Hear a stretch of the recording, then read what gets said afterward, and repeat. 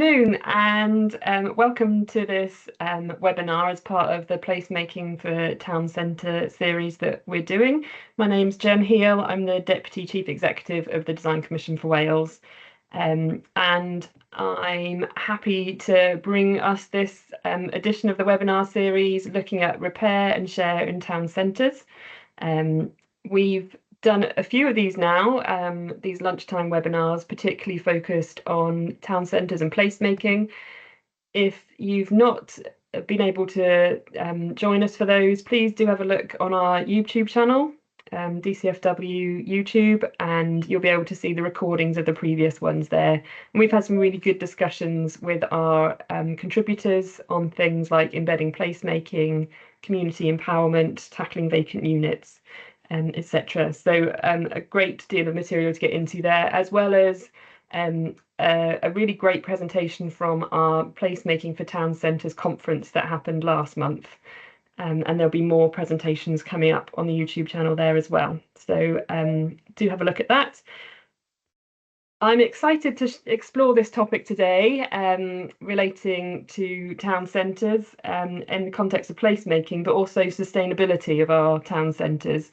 There are lots of aspects that go into creating a sustainable town centre, things like zero carbon buildings, increasing biodiversity, sustainable travel choices, managing climate change. But what about the things that we consume? Is the future of our town centres more about consuming more stuff, or is there a different way of doing things? Are there other options that support the life and community of the town, as well as providing for our needs?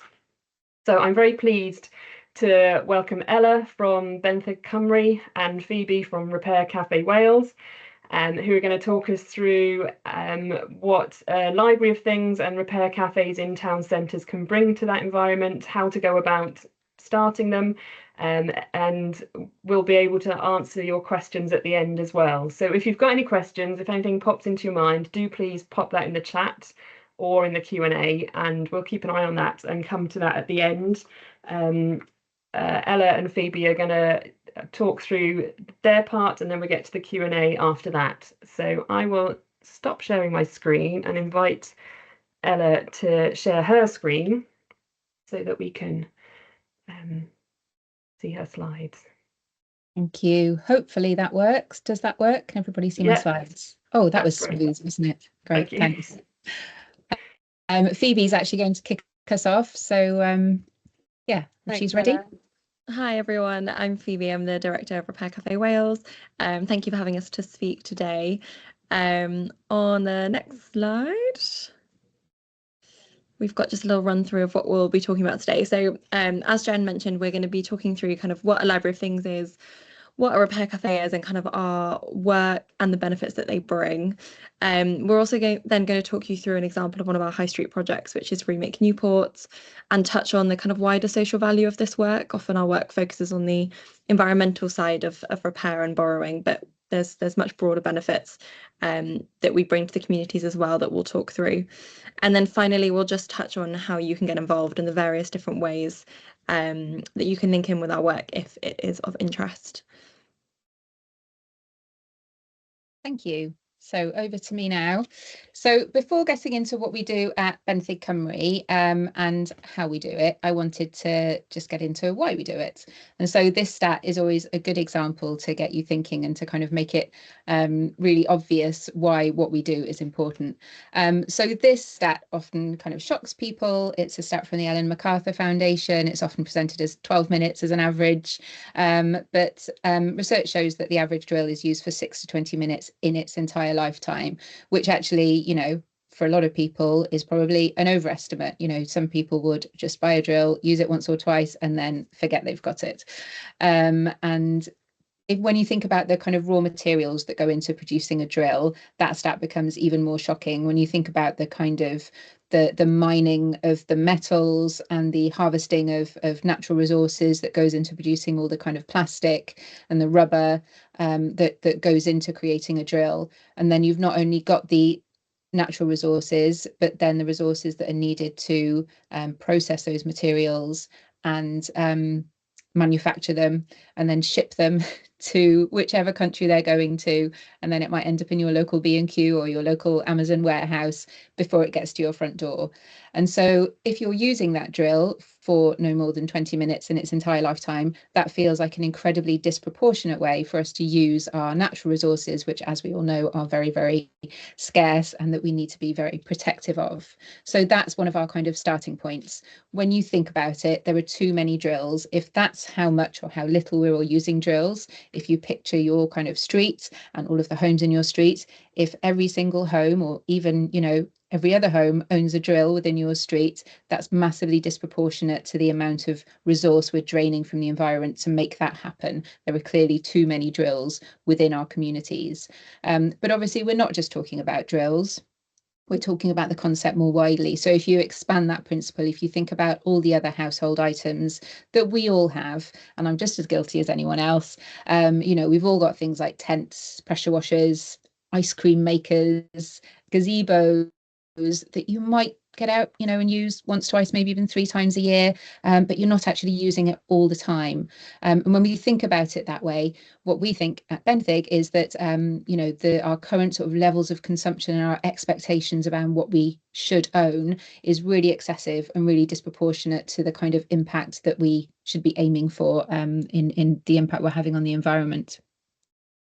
So our ethos at Benthyg Cymru is based around this question: what would happen if we shared instead?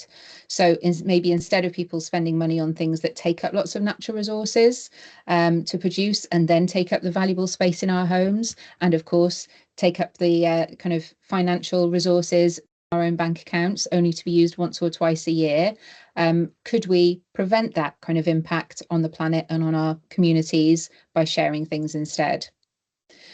So the benefits from our point of view are really clear. If we can look for ways to share things effectively between us, we can save money, we can save space, and we can help to save the planet.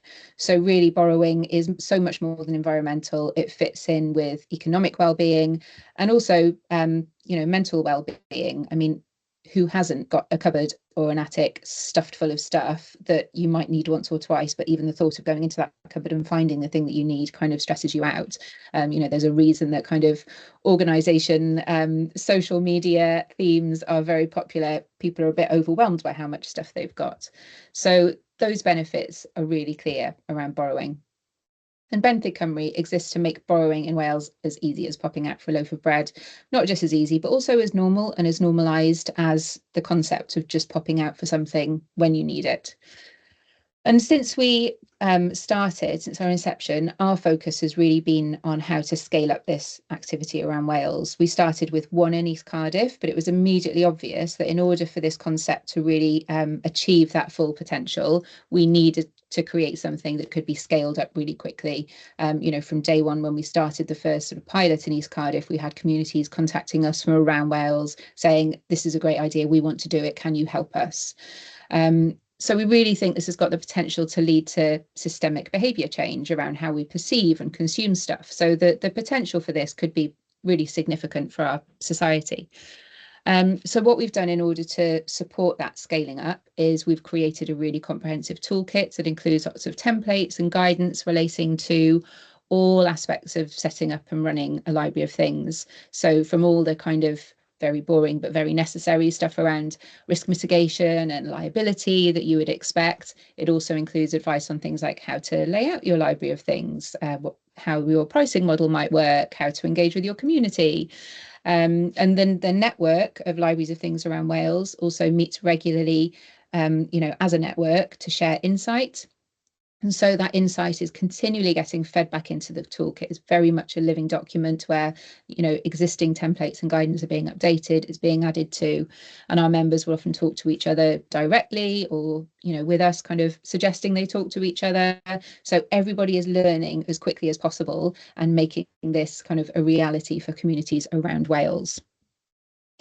And I think it's probably worth mentioning, because I'm very proud of this fact, that Wales is the only country doing this. Libraries of things as a concept are taking off really globally, but nowhere else that we're aware of or that we've come across has this sort of networked approach with centralised support. Scotland is sort of developing it retrospectively, but Wales is the only one in the world that we've come across where, you know, we're sort of helping individual communities in this kind of centralised way, and we're starting to get approached by other countries who want to kind of copy Wales in this sense. So that's, you know, makes us feel really proud to be part of what we do. So like in other nations in the UK and globally, a little library of things setting up has to do all of that research themselves. So out of everything in our toolkit around like the risk mitigation and the liability and the process, they have to reinvent the wheel every time. And the way we're doing it in Wales, I think we should be really proud of the fact that, you know, it is this kind of community shared effort. We're scaling up and learning from each other continually, and hopefully that will stand us in good stead in the future. So you can see the map here. It's actually not complete. There's a few missing here. There are 24. You can see the little Benthyg logos. There's a few missing from North and Northwest Wales that haven't come onto this map for some reason. And then the colours are borrowing activity. So that's a map that we've got on our database. There are currently 24 active locations around Wales where there's a library of things, but there's over 10 more in the pipeline. And this has all been achieved within the last 5 years. So it's a real credit to the community of Wales and the sort of policy making and legislation in Wales that supported this to happen in a way that it's just not happening anywhere else in the world. I've included some little photos here of some people in all of the lovely libraries of things. So you might spot some of your own communities. I don't know, there might be some familiar faces there.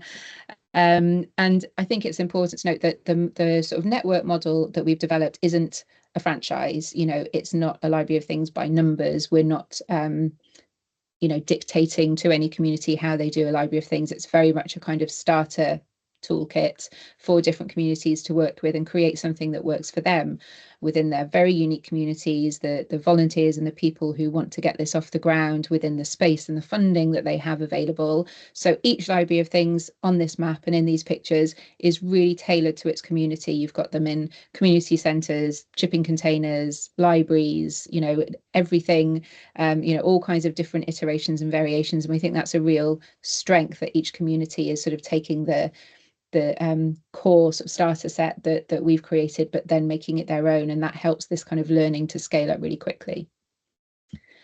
So just some stats for you. We're able to collate data from around the network in our database and then analyze it and split it by you know, different sites and different kind of metrics.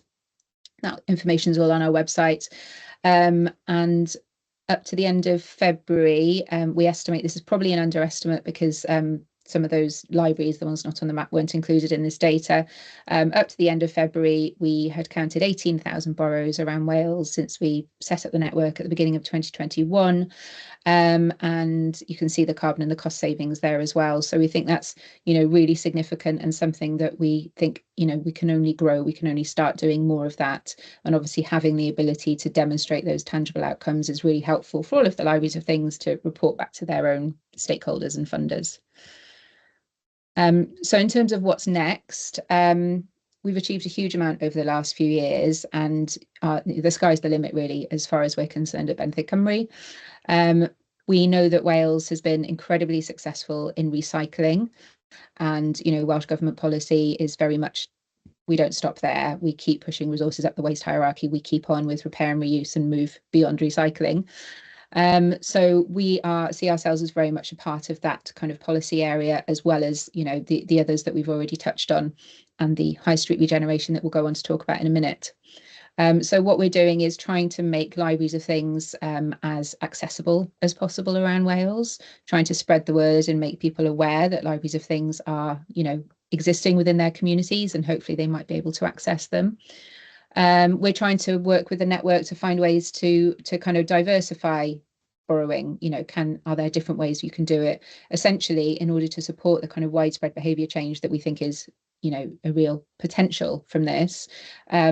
We'd like to make it as kind of normalised, but also as easy as the kind of buy now button that we all know on a, you know, famous retail online platform, you know, that if people know that they can borrow now as easily as they can buy now, then there would be no barrier to them choosing that option, and therefore sort of gaining all the benefits that we've talked about. So we're working on things like, mobile offerings, deliveries and collections, virtual kind of locker ways of doing libraries of things, a bit like a kind of Amazon locker type thing.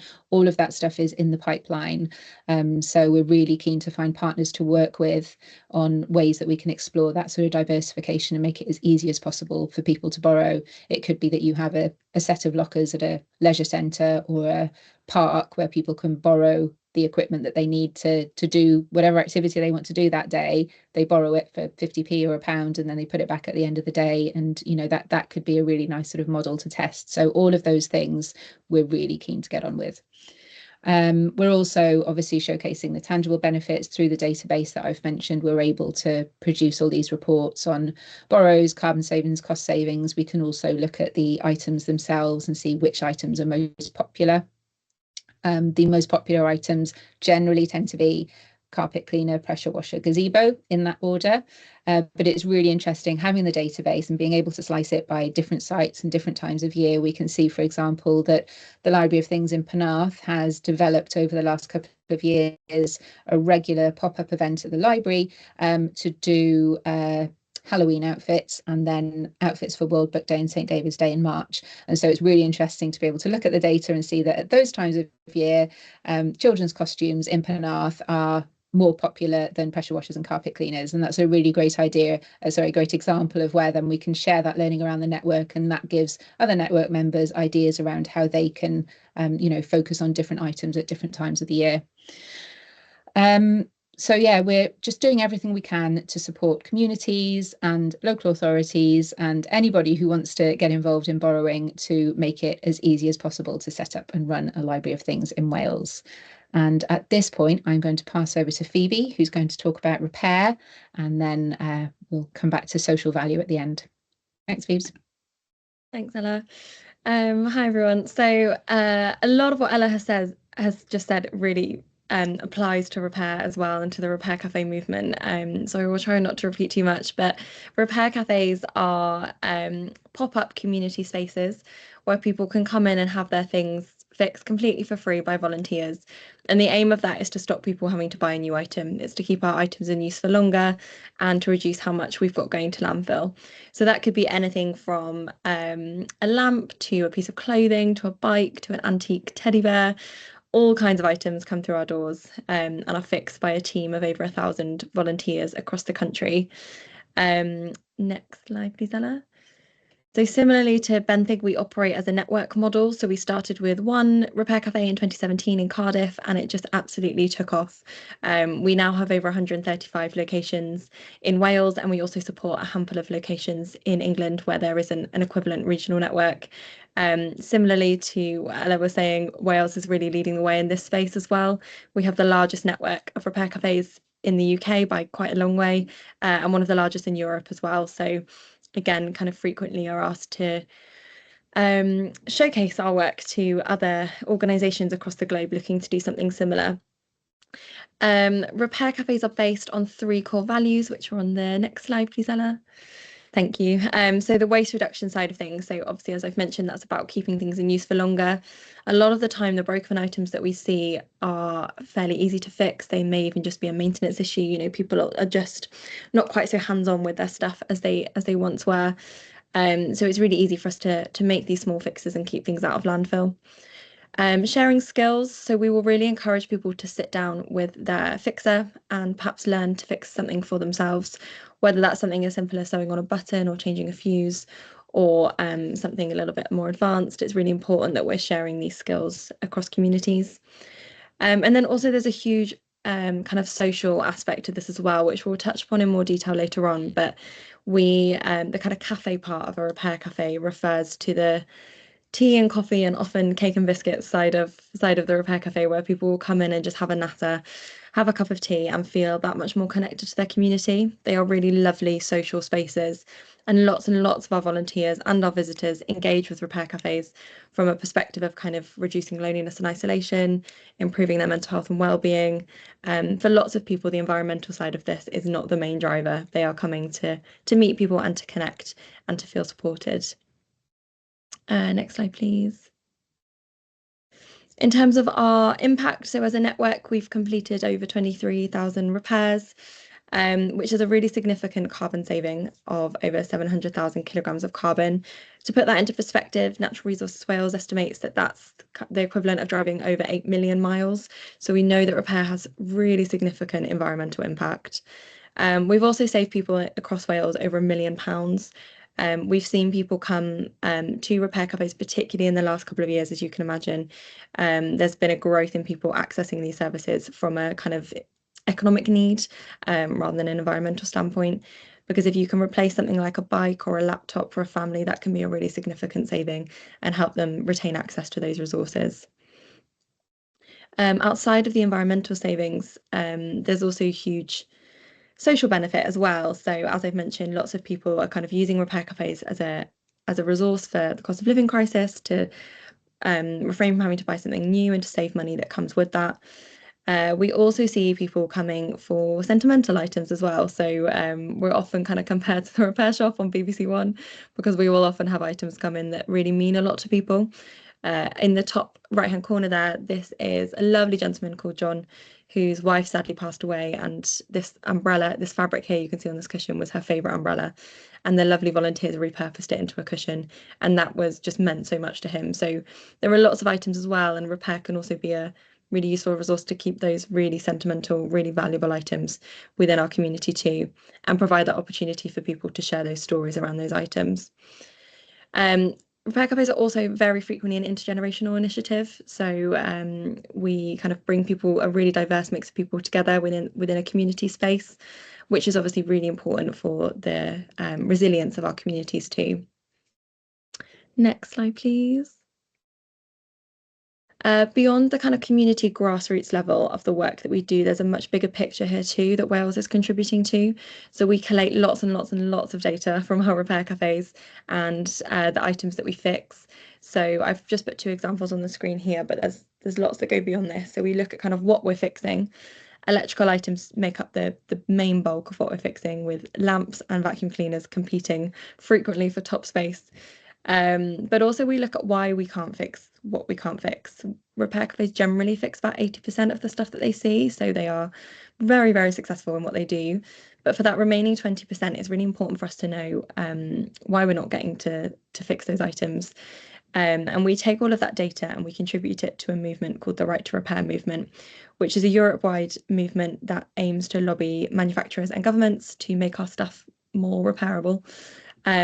I'm sure it's a familiar story for lots of you with an iPhone, that when a new iPhone comes out, yours starts to slow down, the battery starts to go a bit funny, it doesn't work quite so well. And that's to do with something called planned obsolescence, which is where manufacturers are making products that are designed to break or designed to have a short lifespan. And what the repair movement does across Europe is campaigns against that, and says we should all have the right to be able to fix the stuff that we own. We should be able to buy products that have a reasonable lifespan, that have spare parts that aren't more than the original cost of the product, that we can actually open and fix and get a hold of. So the data that we collate at a community level in Wales has a much bigger global impact in terms of that policy piece as well, which is really, really important. Next slide, please. In terms of kind of what's next and what's left to do, so as I mentioned, Wales is right at the forefront of this movement, of this repair cafe movement. We are globally renowned within this space, which is brilliant, and that is largely thanks to huge amounts of support we've had from Welsh Government and Welsh Government policy as well. But yet there's still lots and lots to do here. Whilst we have one of the biggest networks in Europe, according to RAP's research, only 33% of people in Wales have heard of a repair cafe, let alone used one. So there's lots of work to do here on kind of raising that awareness and making sure that people know that these spaces exist, and championing that behaviour change to get people to use them in the first place. repair isn't revolutionary. It's actually nothing new. It's something we've done for hundreds of years and something that we've kind of only really lost recently as a society. So lots of the work that we do looks at how do we get people back into a repair mindset? How do we get people to think when something breaks, not to immediately order a new one on Amazon and throw away the broken one that they've got? I think for most of us, that isn't the initial response at the moment. We know that there's lots and lots of capacity for growth here. You know, we've got nearly 70% of society we've got yet to convert. So there's lots and lots more people to engage in repair. And I've put a stat there as well from the RAP research that shows that there's a huge potential for jobs and growth in economy around this space too. We know that involves things like engaging more younger people within the movement. I've put a screenshot of our TikTok there, which we've recently started as a way of trying to engage more younger people, but there's lots more scope here to grow this movement and to grow this network. On the next slide, you will see one of the ways we have started to do this is with Remake Newport. So this is a high street space. It's the first of its kind in Wales. It's a really, really unique space, and it's a project that Benthyg Cymru and Repair Cafe Wales jointly founded about 3.5 years ago now. And the aim of this was to look at whether we could do some of that work around normalising repair and borrowing by putting one of these spaces right on a high street, by making it really, really accessible with 5-day-a-week opening hours with a staff team. And also whether we could use circular economy initiatives to fill empty high street spaces as well. So on the next slide, you'll get a peek inside the space. So this is a library of things, but also a permanent repair cafe space, which differs from the rest of our network, which are just pop-up events that will happen sort of once a month. This is a repair space that you can access 5 days a week. And so it's very, very different from normal repair cafes. It also offers additional services like repair workshops, craft workshops, various different voluntary organisations come and use the space as well. We have a zero waste concession, loads and loads of different activities happening within Remake Newport. And on the next slide, you will see some of the benefits of having this high street location. As I've mentioned, accessibility, so it's open with really regular shop hours, so people can just walk in and drop an item off or borrow an item.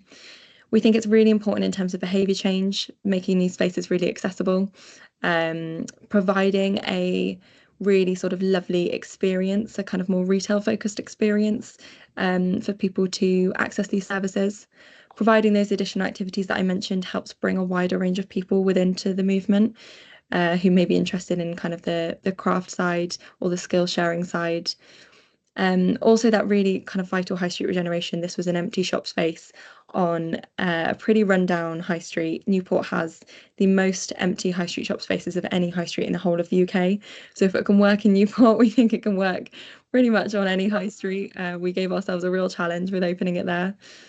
It's a real community hub, so it allows things like it's a warm hub as well. It allows people to come in and just sit and have a cup of tea and coffee, feel supported by their community. It's a really, really lovely space. And then also it has a brilliant connection to housing association tenants. So the space itself is owned by Newport City Homes, and above the shop and above the high street there are housing association flats as well as opposite the shop. So we've got that lovely connection to the housing association too. I've just put this screenshot as well of all the kind of impact that Remake Newport has had in terms of their borrowing and their carbon saving and their repairs. They are providing really, really significant impact to their community. It's a really well-loved space amongst Newport, and they've had significant impact. So that space alone has saved people over £170,000. Has a really high fix rate of 80.5%, fixed over 2,500 items and over 4,300 borrows. So these spaces can have really, really huge impact on the communities that they're situated in. Ella, I think the next slide is yours. Yeah. Yes, thank you. So we've touched on the varied benefits. So with Benthyg Cymru and Repair Cafe Wales, we've got very similar kind of core benefits to the concepts of borrowing and repair that we've touched on. But obviously we're seeing a much kind of wider benefit from the space like Remake Newport and other libraries of things which have a kind of permanent space and repair cafes as well. And that's So we're seeing a focus from policymakers on what else these spaces can do.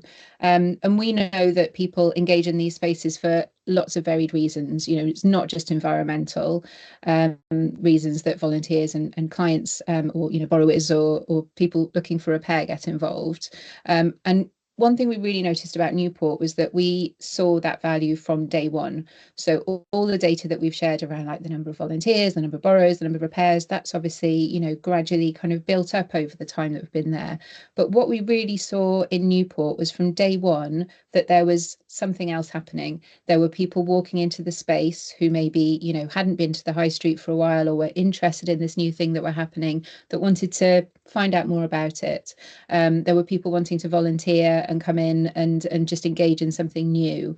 A really unique and kind of intriguing thing about the space in Remake is that it kind of looks and feels more like a retail than a charity shop, but it's kind of intriguing in the sense that people often come in and go like, oh, what's this then? But then it's really different from a retail space in that you very quickly realize that nobody's trying to sell you anything. You know, you don't have to spend money. In Remake, there's even like a little kind of sofa chair tea making station where you can go and just literally have a sit down and have a chat with people who are there without being expected to spend money or, you know, do anything. Obviously volunteers are welcome, but there's no expectation that you're going to, you know, it's not a transactional experience. And so we've started developing a tool to kind of reflect that monetary value. Obviously, social value is a kind of key element of lots of things that we're doing at the moment. And our initial estimates put the value at £6 for every pound spent. So that's taking into account all of the things that Phoebe mentioned around like the high levels of volunteer engagement, all the community engagement, all of the kind of outreach we do, the workshops and the clubs, and all of the work that it does to support that kind of really resilient and, you know, supportive community within Wales. We also see, and we have some really lovely, powerful testimonials from volunteers and users who've kind of got involved about what it's meant to them personally. So testimonials from people who, for example, have been able to take their family on holiday using camping equipment they've borrowed and otherwise wouldn't have been able to have a holiday that year. People who've been able to throw a really lovely birthday party for their children for a fraction of the cost that it would have cost, you know, to get a professional party planner in. They've just been able to borrow a few items at low cost, whether it's a big garden game or a popcorn maker that's made their children's party really special for just a few pounds. And so, you know, that's a really lovely benefit that the staff and the volunteers in Remake Newport hear about every day, that we're trying to capture in this social value tool, because we think that's so important to everybody involved, that those things are happening and that we're capturing that so that we can do more of it. So in the kind of, in terms of reimagining our town centres in this kind of post-COVID, post-internet shopping, mid-cost of living kind of era, it feels like a really powerful thing that this is something that all town centres, all high streets could have, and we could have these lovely benefits happening on our doorsteps with all these massive tangible benefits and no real downside if we're, you know, using space that would otherwise be empty. So being a kind of evolving model, you know, Phoebe and I have talked about how the networks kind of are designed to help communities scale up and learn quickly and avoid reinventing the wheel. So this was, you know, one of the objectives as Remake was to see what happens when we put these two models together, what can we learn? And we're really keen, you know, we've got all the learnings for Remake Newport. There are other kind of Remake projects already kind of being set up around Wales, and we're really keen to scale up in the same way that we have sort of separately, keep trialing this, keep trying it in different iterations in different locations, you know, different kinds of communities, different demographics. So we've created this partnership with the kind of vision that we've sort of done all the hard work in kind of testing and trialing in Newport, and we're really keen to keep trialing and reiterating this so we can replicate it as quickly and efficiently as possible around Wales and make it easy. I mean, who wouldn't want that on their high street, really? If you've never been to Remake Newport, I would totally encourage it. It's a really lovely space. So it's just about time for us to hand over for questions and get a conversation going. So we've just put a few kind of thought starters here for the kinds of questions we might want to think about. Is there anything, you know, that you've heard today that you would be able to get involved in, that you'd like to get involved in? Do you have space that you'd be able to provide for a project like this? And or do you have people. Obviously, funding is much easier to come by if you have those kinds of in-kind costs already factored in. Have you got funding bids you're looking at the moment where it might be appropriate for us to partner with you on developing something like this? Are you looking at a project at the moment around town centre regeneration, around placemaking, around a construction project where this could be built in, this could be factored in from day one? We're really keen to have those conversations. And also, as we've touched on, this is about more than just one policy area. This touches on so many different areas. We're talking to schools and universities, pretty much all of your colleagues would probably have an interest in this from one angle or another. So what can we do to help kind of build those cross-departmental links and collaborate? We're really keen to collaborate, partner, co-produce with any organisations that want to find out more. We as two organisations, Benthyg Cymru and Repair Cafe Wales, we work really closely together, and we're really keen to engage with any other organisations that kind of want to do the same thing. It's all about scaling up and making this as widespread as possible. So our final two questions for you really are, how can we help you?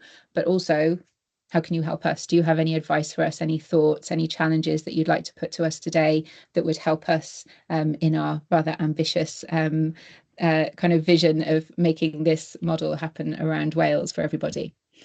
So I've got a slide here with our contact details if you'd like to follow up with us afterwards, but hopefully we've got enough time for questions now. Hopefully we haven't talked for too long.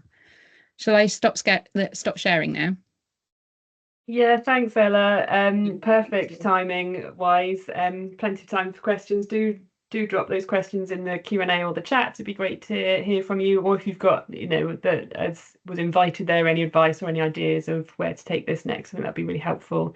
Thank you both for a really clear presentation on what you do and why, and just the range of benefits that it has. When I first spoke to you guys about this, I was thinking about the environmental benefits, but when you shared about the social benefits that these spaces have in a town centre, I just think there's a lot of potential there to bring different people to our town centres for a different reason, which helps to generate footfall and helps to support the life of a town centre. So I think there is a great deal of potential there.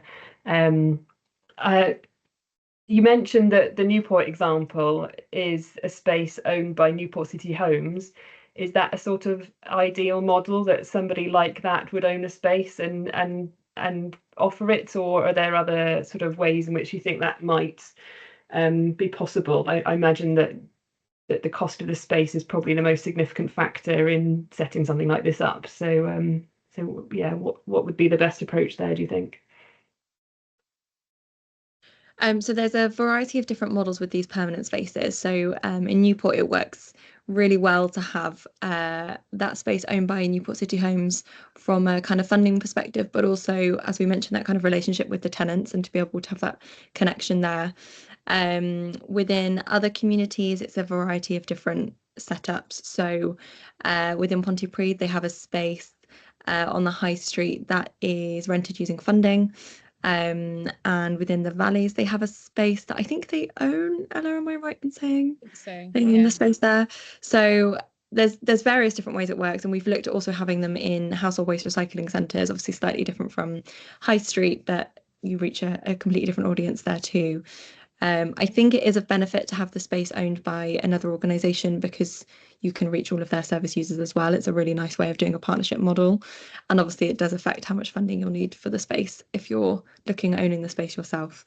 So yeah, a variety of different models. Yeah. And so quite a few of the people who'll be listening to this are local authority regen teams. What would be the best way to go about starting something like this? Because I imagine ideally it would be a sort of starting from the people of the place wanting to do something. Is there a way in which the local authority might help initiate that or foster that or encourage that? Is it a case of trying to find the volunteers, the people who really want to get something like this going? Have you got any advice on where to start really from a local authority perspective? Yeah, so we've just run a project with Wrexham Local Authority. So perhaps if I use that one as an example, they secured some funding from the SPF fund to set up a similar space. They visited Remake Newport, loved it because everyone loves Remake Newport, and wanted something similar within their own community. So they'd actually identified a space that they wanted to have it in first. So that is one way of doing it, is they'd identified an empty shopping unit within a shopping centre, and they wanted to put that there. And then we've worked with them to kind of develop the processes and the setup of that space. And then we'll work with them to recruit the volunteers to run within that space. So you can approach it from a kind of securing the funding and identifying a space first, or we can work with you to recruit volunteers. It kind of really depends on what you want to see within your community. With pop-up repair cafes, so if you don't want something permanent, then we'd always recommend recruiting the people first. They work best when they've got local community volunteers to lead the pop-up spaces. So with that type of initiative, it's always done people first rather than space first. Libraries of things require a space, whereas a pop-up repair cafe doesn't. And so there would be more of a focus there on making sure you had a suitable space and the funding to support it. But that's where that kind of tailored approach to your community comes in. That's where we kind of work with you to look at what it is you're after and what comes first there. Having funding first always helps, though, obviously, with any project like this. Yeah. Ella, do you have something to add there? Yeah, I was just going to add there that Benthyg Cymru and Repair Cafe Wales, we both have, quite extensive kind of lists of people who've got in touch with us in the past. So sometimes when a local authority's got in touch with us, we can actually check and go, oh, actually, yeah, there is a community group down the road from you that's wanted to do this for a while, but hasn't been able to find the space. And then we can almost do the sort of matchmaking there. So it's definitely always worth a conversation. Yeah, that's really helpful. I think, being that matchmaker and knowing who's out there wanting to do things is really helpful. A couple of questions in the Q&A. With the Newport space, is there a paid member of staff managing the space, or is it all volunteer run? It sounds like you've got a mix in that space, but what's the kind of makeup of volunteers versus paid staff? So, yeah, sorry, go on, Ella. No, you go for it. There's 3 paid members of staff there. So we've got a store manager, a project manager, and then a volunteer coordinator. There's a kind of spectrum of what you can do with these spaces in Newport. Is probably at the most intensive end of the spectrum. So they do need a full staff team. They're also supported by a really, really brilliant team of very dedicated volunteers. So you do need both. With a kind of the other end of the spectrum of pop-up repair cafe, you wouldn't be expected to have any staff within that space. So it really varies again on what you're looking for. But with Newport, there's 3 members of staff there, and that's probably towards the minimum of what they could operate with. Yeah. And is that paid for from a particular funding stream or a mixture of things? Yeah, various different funds. So it was initially set up under the WCVA Nationally Significant Project. That set the project up for 2 years, and we did initially have an additional project manager as well for that kind of intensive setup period. Now it's through various different funds. So some from Newport Council, some from Warm Hubs pot, some from SPF. It's a real mix. And then obviously the space brings in some income as well through borrowing fees and donations. Thanks, Ella. Yeah, I was just going to add to that. Again, this is where Phoebe mentioned that for a library of things, you always need a space, whereas for Repair Cafe, you don't if it's a pop-up. This is another thing where our models vary slightly, because generally for a library of things, we would advise that you need a paid member of staff. In all cases, there are a few where you have a really enthusiastic, dedicated volunteer, but the kind of regularity of a library of things being open like a few days a week is quite different from, if you're doing the pop-up repair cafe model, which is like once a month. So the requirement for that kind of consistency and somebody who's accountable to the project means that generally for a library of things, even outside of the remake model, you would almost always want a paid member of staff, even if it's just a freelancer for 12 hours a week or something. It can be scaled up or down, and at the moment that does generally come from grants and funding. We're looking at different sort of ways to sustain these projects, but we kind of look at the income generation as being parallel with the behaviour change. We can't, because neither of the models are designed to make profit from the people who are using it. Repairs are free, and borrows, we advise that they're kept as cheap as possible, just to sort of cover basic overheads. We think if we put the prices up of borrowing, it would be detrimental to the behaviour change piece. So it's kind of getting that balance right. So at the moment, we're looking at other ways to develop additional income streams. So it's definitely a hot topic, the income generation and where that money comes from. Yeah, thank you. Another question, have you had experience of working with local businesses to support one of these, for example, local business improvement district? Is that a route that has occurred so far? We have spoken to at least one of those that I can think of. Colleagues might have spoken to others. It hasn't led to sort of fruition yet, but it's definitely an avenue we would like to explore, and something that we've already started drafting a sort of project plan for next year. Of like it's that question of, we know that there are empty spaces and there are sort of high streets that really want to kind of recreate themselves, and how do we get involved in those conversations? So from our point of view, we'd really appreciate any introductions on that level. Phoebe, I don't know if you've got anything to add on that. There's been, in terms of relationships with businesses, there's been a few examples of kind of corporate sponsorship of some of these spaces and some of the initiatives within the spaces. There's also been some lovely examples of things like housing associations providing a referral scheme where they will sort of upfront pay for or put some money behind borrowers, and then their tenants can access them for free.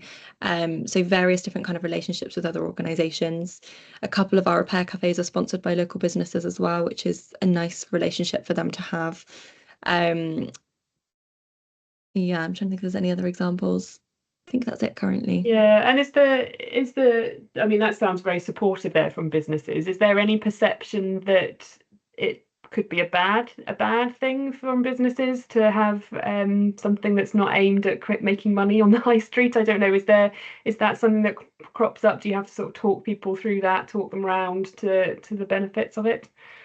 Yeah, with repair, we get asked this question a lot actually, of people saying, are you not kind of competing with local business? And it's an ethos of ours to not do that. So where we have repair cafes, we will ask that they kind of survey their local community, and maybe often a community might have a bike shop, for example. So we won't necessarily do adult bike repairs if they have a thriving local bike shop or a jewelry repair business.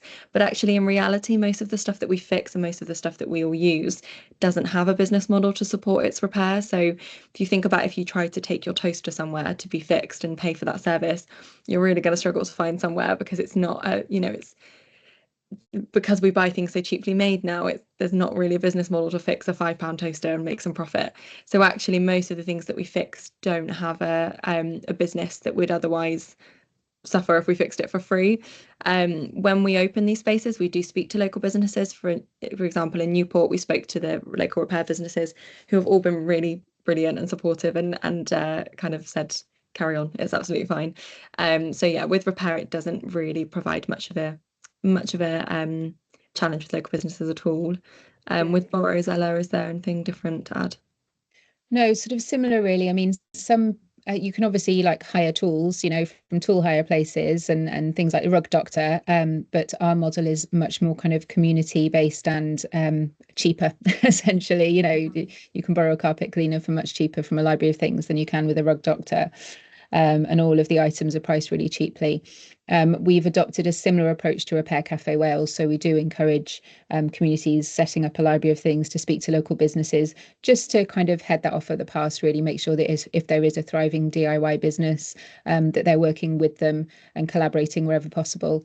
Lots of libraries of things are really keen and starting to do more of things like workshops and skill sharing and upskilling. So, how to use a drill, how to put up a set of shelves, how to do basic kind of plumbing tasks at home. And that's the kind of thing where we suggest to our members it's a really nice way to actually work with local businesses, and maybe invite local businesses to run those workshops, or a local DIY store to run a workshop on how to use a drill. And then people know where they can go to get their consumables. If they're borrowing the drill from the library of things, they know that there's a friendly face at the DIY shop who can advise them on the kind of raw plugs that they need, or something like that. So again, it's about, very similar to what Phoebe said, kind of being very respectful of local existing businesses, understanding of what they're set up to provide, and really aware of where our model differentiates, and the elements of our model that really, like I say, are not commercial, not designed to make a profit, where that's being an advantage to the community, and how we can work together to just build that community resilience and connections into everything that we do. Great, thank you. Another question here, do you have trouble finding volunteers to do the repair work? How does that? It sounds like you've got lots of volunteers, but is it sometimes hard to find those people? We do. We have over over 1,000 volunteers now, which is brilliant. And we're very lucky to be supported by so many wonderful volunteers. We don't have a challenge in finding volunteers full stop, but we do have a challenge in finding younger volunteers. We find a bit of a generalization here, but we find that there's quite a large intergenerational skills gap. So lots and lots of our kind of younger volunteers don't necessarily have the repair skills that our older volunteers we find to have far more of them. I think it's mainly because we're not teaching repair skills within schools. It's not on the curriculum anymore. Also, younger people are buying and engaging with items that are designed to break. You know, the types of clothing they're buying, for example, is essentially single use, a lot of it. And also we see a difference in culture as well. So again, generalizing massively, but in our older generations, we see far more kind of that make, do and mend attitude that we don't necessarily find in our younger generations. And those skills aren't being passed down quite so readily within families or communities anymore. So there's not a challenge to find volunteers, but there is a real challenge around younger volunteers. And that's something we're hoping to tackle through working with schools and various other youth organisations. But it's a big challenge. Yeah, and I think that relates to what you've talked about in terms of behaviour change as well, doesn't it? And you know, learning those skills, but also thinking about the products we consume, and that may well change again as people become a bit more environmentally conscious and start thinking about how they consume things and what kind of lifespan they're getting out of the things that they buy. So it would be, you know, I'd be hopeful that there may be more of a change towards that. So having facilities like those that you provide can be that alternative to that fast fashion, low quality, low price consuming. I think, you know, are there other things that are helpful within a town centre to help support that behaviour change, or different other supporting facilities that are useful sort of next door to your facilities, or kind of what are the good neighbours that would be useful to you guys? I mean, I think a lot of what we talk about is kind of co-location or you know, nearby location of similar sort of circular economy activities, so that, you know, on the wide scale here, what we're looking at in terms of moving things up the waste hierarchy is, you know, like includes but also goes beyond the types of items that you can borrow from a repair cafe, borrow from a library of things, or get repaired at a repair cafe. So, you know, things like zero waste shops, you know, nappy libraries, you know, furniture repair, all of that stuff kind of in a co-location or nearby would present a really nice sort of model for a high street. And actually in Newport, it's kind of, there's a couple of there's a kind of bike repair and hire shop down the road from Remake, and it's next to a credit union, and there's kind of this vibe around the you know, the people who work there, that this is the sort of circular economy sector, or not sector, what's the like quarter in the town, that this is something that they can kind of really go with, and, you know, think about how they can expand on that and create an identity. And I find that a really exciting sort of concept, that, you know, they could kind of really lean into that. So there's an element of, yes, you know, the more somebody engages in one circular economy activity, the more they might find another one more accessible or more palatable, or, you know, be more aware of it. But then there's also the element of kind of normalizing it by putting it right next to a Boots and a Sainsbury's local, you know, and just having it in the same kind of space as those things. So I think, again, this is where we're really keen to kind of test and trial these different sort of iterations, see what's available, see how we can kind of flex the model that we've created to fit into those different environments. And then as time goes on, we'll be able to see, I'm sure there will be different pros and cons of having, say, a circular economy quarter versus in the middle of a Boots and a Sainsbury's. And it would be really interesting in the next couple of years to really understand more about what that looks like and how we can kind of maximize those benefits wherever possible. Yeah, just to add to that as well, that kind of understanding of motivators for people is really important to the behaviour change work. It's something we're kind of learning more and more about. As we kind of touched upon in the presentation, the big one at the moment is money saving. It's where we're finding the most engagement with people, when we can kind of explain how much money they can save through repair and borrowing. So another kind of partnership opportunity that we found successful, we did a project with the Foundational Economy and Welsh Government around opening repair cafes in communities that fell in the kind of 0 to 20% deprivation scale in Wales. And with lots of those repair cafes, they had additional activities. So things like organisations coming in to talk about energy saving. One of the repair cafes we had ran an initiative where they put on a bus service to the local supermarket because they'd had their local bus service cut, so that people could have their item fixed and go to the supermarket for £1 while that was happening and come back, collect their item. And that was the only way they could access the kind of big local supermarket as well. So using those kind of initiatives not only improved the amount of support given to the community, but also found a kind of another motivator to bring people into those spaces, and looked at what, you know, if people are really, really struggling for money, climate change is not going to be top of their agenda of priorities. So kind of looking at where those other levers are to help people engage with these services has been quite useful as well. Yeah, that's really really helpful, sort of really getting under the skin of what are people's needs in that context. I think that's really helpful. Thank you both very much. I don't think I can see any other questions, and we are running out of time. I really enjoyed your presentation today. I found it really helpful to understand what you do and how, and I hope that others have too. We've just dropped a link to the next webinar there. That's on a placemaking approach to green infrastructure in town centres. Obviously, green infrastructure is a big topic, so we'll be narrowing that down and addressing some of those matters. But do book in for that one. The recording of today's session will be up on our YouTube channel within the next week or so. So if you want to share that with anybody, please do. Ella and Phoebe would be very happy to hear from you if you'd like to follow up any conversations around bringing these uses into your town centres, or if you've got people who you think might want to pursue this, then do get in touch with them. Perhaps you could both just drop your email addresses in the chat as well, and then that might be the easiest way for people to get in touch. But yeah, thank you very much for joining us. I hope you enjoyed that. In the chat, there are lots of people saying that it's an interesting topic. So yeah, that's been really helpful. So thank you, Ella and Phoebe, and everyone for joining us. And we'll see you in the next month or so for the next one.